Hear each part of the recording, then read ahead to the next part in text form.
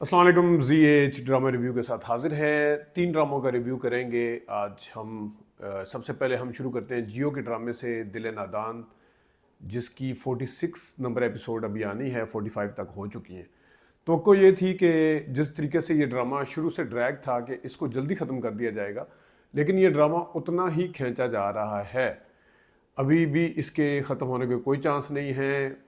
Writer और director जो है, डायरेक्टर ने जो काम पकड़ा हुआ है कि 38 मिनट के अगर ड्रामे में सिर्फ 18 मिनट के डायलॉग होंगे, 10 मिनट की इंसर्शंस होंगी लंबी लंबी, कोई अदाकार यूं कर रहा है, कोई यूं कर रहा है, कोई देख रहा है 40-40 सेकंड तक, जो कि बिल्कुल अननेचुरल लगता है। और उसके साथ साथ ये फ्लैशबैक चलेगा, वो फ्लैशबैक जो कि ज़ावियार के ख्यालों में दादो आ जाती है। वो दादो जो है वो जो अमर ख़ान नायाब हैं उनके ख्यालों में आ जाती है, फिर जुनैद के ख्यालों में दादो आ जाती है, फिर जुनैद के ख्यालों में तानिया आ जाती है, तानिया के ख्यालों में जनाब साहब ये ज़ावियार आ जाता है। ज़ावियार और उनके सारे जब ख्याल ख़त्म होते हैं तो भाई आ जाता है, उसकी भाभी आ जाती है। अब ये सारे काम ख़त्म हो चुके थे, अब बीच में नौकर आना शुरू हो गए हैं। नौकर तो खैर शुरू से थे, लेकिन नौकरों को बाकायदा तौर पर अब लंबे लंबे सीन दिए गए हैं। वो इंसर्शंस जो हैं वो नौकरों की भी दे रहे हैं, वो जमीला और जो उसका बेटा बना हुआ है। तो इतनी लंबी इंसर्शन, इतना लंबा ड्रामा, जिस तरीके से इसको खींचा जा रहा है, एंड ऑफ द डे अगर आप जब एपिसोड ख़त्म होती है तो आपको पता चलता है कि डायलॉग शायद इसमें 15 मिनट के भी नहीं थे। बाकी इन्होंने इंसर्शंस लंबी लंबी दे के, रद्दमल लंबे लंबे दे के, रिएक्शन जो कि बिल्कुल अननेचुरल लगते हैं, और उसके साथ साथ फ्लैश बैक के ऊपर इन्होंने किस्त मुकम्मल कर दी। मैं आपको एक चीज़ बताऊं कि चले पहले दिल नादान को करके फिर मैं खलील रहमान कमर के ड्रामे के ऊपर आता हूं, जो उन्होंने सुना दिल कौन सा है वो, उसके हवाले से उन्होंने जो बात की है, और वो बिल्कुल बिल्कुल उन्होंने सही की है। अब जुनैद जो ज़ावियार है वो अपने पेरेंट्स को ऐसे देखता है 45 नंबर में, जिस तरह पेरेंट्स को वो धमकी देने आया हुआ है, पेरेंट्स उसके दुश्मन हैं। क्योंकि अब इंसर्शन देनी है, अब अदाकारों को ये इस चीज़ की इतनी ज़्यादा प्रैक्टिस नहीं होती। एक होती है फौरी इंसर्शन, वो हर बंदा नेचुरल, कोई आम बंदा भी कर लेता है कि आप कोई 2 किरदार बात कर रहे हैं, उन 2 किरदारों एक ने दूसरे से एक कोई सरप्राइजिंग बात कर दी, कोई गुस्से वाली कर दी, उसका गुस्से वाला रिएक्शन होगा, लेकिन उस रिएक्शन को इतना ज़्यादा खींचा नहीं जा सकता। तो अदाकारों का ये अलग से इम्तिहान था। शुरू में मुझे तानिया की अदाकारी बहुत पसंद आई थी। इसमें तानिया का कसूर नहीं है, इसमें डायरेक्टर का और राइटर का कसूर है, जिसने उसके किरदार को ख़राब किया। ज़ावियार तो खैर डे वन से ही बिल्कुल ही समझ से बालातर था। फिर अमर ख़ान भी बिल्कुल बालातर थी। माज़र के साथ जो लीडिंग कैरेक्टर जो 2 थे, उन्होंने तो बिल्कुल सत्यानाश किया, सवा सत्यानाश किया। और उसके साथ जुनैद यानी कि अली अब्बास का जो किरदार था, वो भी कुछ शुरू में बेहतर था, लेकिन ज़ाहिर है वो उसने भी रद्दमल देने हैं, गैर ज़रूरी गैर फितरी किस्म के रद्दमल देने हैं, तो जिसकी वजह से वो बिल्कुल वो भी दिल से उतर गया, बिल्कुल उसका भी कोई काम अब बाकी नहीं रह गया। तो ड्रामे को जिस तरीके से मैंने जिस तरह बताया कि खींच के खींचा जा रहा है, और अब वो जो गज़नफ़र साहब हैं, काशिफ साहब, उन्होंने वो एक तो अमीर बनने के किरदार में बिल्कुल अच्छे नहीं लगे। दूसरा ये है कि वो भी फिर दे रहे हैं। फिर उनकी जो वालदा है, वो जो बनावटी किस्म की अंग्रेज़ी बोलती हैं, उसकी बीवी गज़नफ़र की, वो जो है वो उनके भी उसी तरह चल रहे हैं। और नहीं कुछ तो नंद आ जाती है बीच में उसकी, अमर की। और अमर ख़ान तो मैंने जैसा कहा ना, वो मासूम से ज़्यादा चलाकू, इसलिए कहीं पे भी आपको अननेचुरल, कहीं पे भी वो मासूम नहीं लगी। लेकिन अगर थोड़ी बहुत कहीं लगी भी थी, अब वो इसकी गलतियां जो हैं वो जान के इतनी करती है, जान के, जिस तरह अभी अली अब्बास के बाद पास हॉस्पिटल पहुंची, तो उसके ऊपर तरस नहीं आया जिस वक्त उसके ऊपर निग्गी आंटी तपी है, बल्कि फील होता है कि आपको यार सही तप रही है इसके ऊपर। वो ड्रामे का ऐसा वो हो गया, उसको जिस तरीके से कंसीव किया जाना चाहिए था वो उस तरह रहा ही नहीं है बिल्कुल। तो ये है। अब सुने दिल की तरफ मैंने ड्रामे को सिर्फ तीसरी एपिसोड में छोड़ दिया था।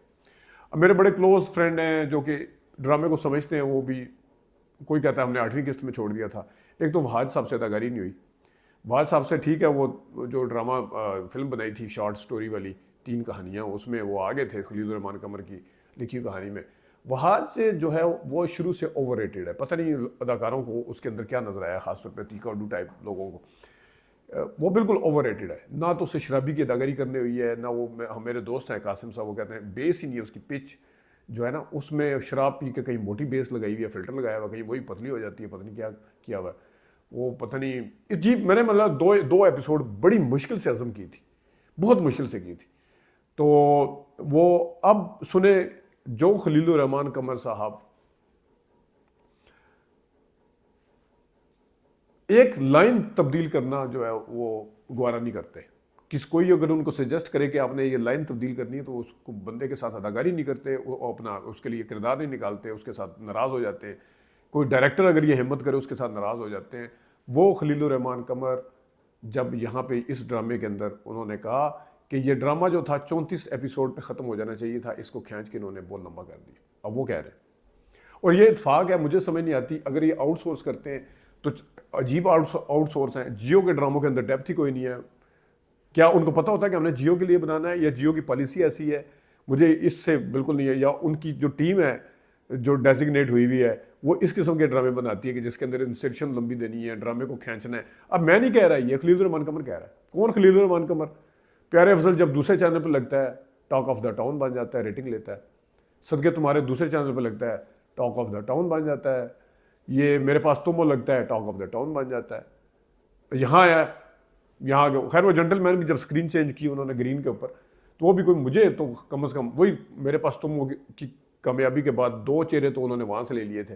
आयजा की जगह यमुना आ गई, अदनान सिद्दीकी और हुमायूं तो है ही थे उसमें, लेकिन वो ड्रामा भी कोई ख़ास नहीं बना। स्क्रीन का भी बड़ा असर होता है मेरे ख्याल में।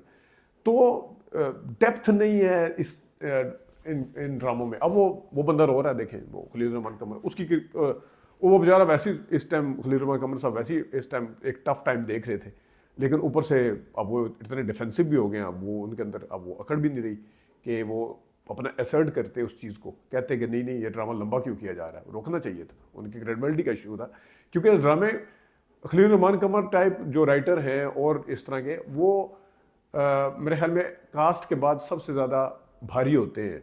उसमें डायरेक्टर पीछे चला जाता है, डायरेक्टर उसमें पीछे चला जाए। अशफाक अहमद साहब के ड्रामे लोग कहते थे अशफाक साहब का ड्रामा लगा हुआ है, ये नहीं कहते नुसरत ठाकर का है, ये नहीं कहते थे राशिद डार का ड्रामा, अशफाक साहब का ड्रामा लगा। असगर नदीम सैयद का ड्रामा आता था, लोग कहते थे असगर नदीम सैयद का ड्रामा लगा। हसीना आपा का ड्रामा आता था या नूरुल हुदा शाह का, वो कहते थे उनका ड्रामा लगा हुआ।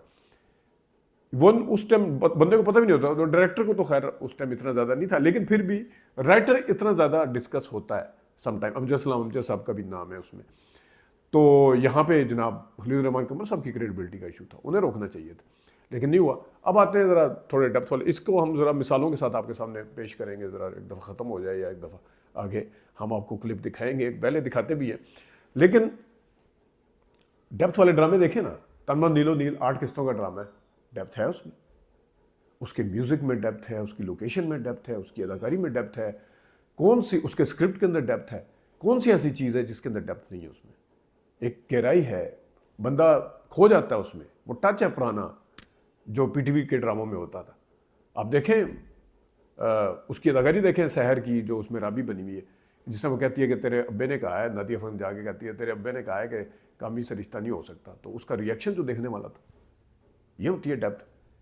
ये घंटी मारते हैं नुमान एजाज साहब, अपने नुमान मसूद साहब जाके उस घर की जहाँ पे उनकी साबिक जिसको लवर बिलव्ड रहती है या जिसको पसंद करते थे, वो क्या सीन उन्होंने कैमरे को क्लोज दिखाया, अपने हाथ को घंटी मारते हैं, उस फिर रुक जाते हैं, फिर वापस जाते हैं, फिर वो मारते हैं, फिर ख्याल आता है। मतलब अब देखें नुमान मसूद की जो जवानी दिखाई है वो बिल्कुल आवाज़ भी नुमान मसूद जैसी है, उसकी शक्ल भी वैसी है।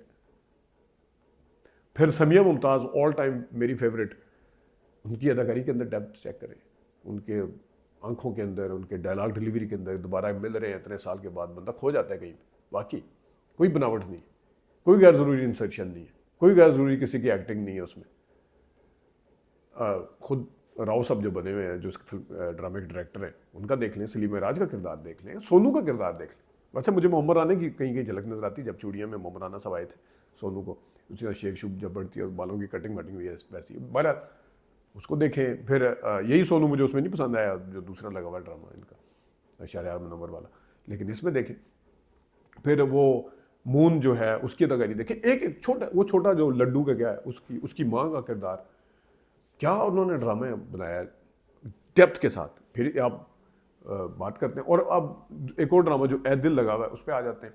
एक तो मैं महमूद असलम साहब से गुजारिश करूंगा कि कभी आप थोड़ा सेठों और अमीरों के जालिम बाप के किरदार के अलावा भी निकल आए। एक लगा हुआ है शहरयार मुनव्वर का बाप बना, वो उसी तरह का है, फिर अभी इसमें आ गए वो भी उसी तरह का है, पीछे ख़त्म हुआ था वो भी इसी तरह का।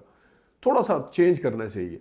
आप ये किरदार करते बहुत अच्छा है, लेकिन थोड़ा सा अभी देखें जाने जहान में नूरुल हसन ने वो दूसरा किरदार किया, या इश्क मुर्शद में, फिर बाबर अली साहब कर रहे हैं ये जो ड्रामा आजकल चल रहा है बाबर अली का, गैर में, फिर गैर में चले वो थोड़ा मतलब ये लोग भी करते हैं किरदार। तो सीख अपने इसने किया, नुमान मसूद साहब ने किया इसमें जफ़ा में।